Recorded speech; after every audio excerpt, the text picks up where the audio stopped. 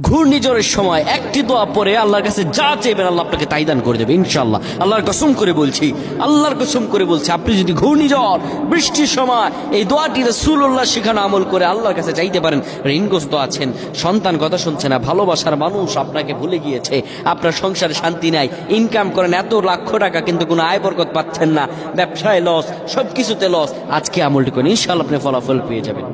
নবীজি আমার বলেন, যখন বৃষ্টি আসবে, তীব্র বৃষ্টির সময় তোমরা আল্লাহর ইস্তেগফার করো আর হাত ভিজাও পানিতে।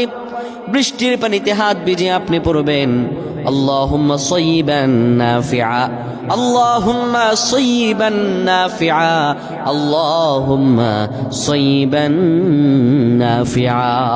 সুবহানাল্লাহ। আল্লাহ আপনার ভাগ্য খুলে দেবে। যা অভাবে আছেন, যা বিপদে আছেন, যা অনিষ্টের মধ্যে আছেন, আল্লাহ আপনাকে রিজিক খুলে দেবে ইনশাআল্লাহ। আল্লাহ আমাদের বুঝার তৌফিক দান করুক। আল্লাহুম্মা আমিন।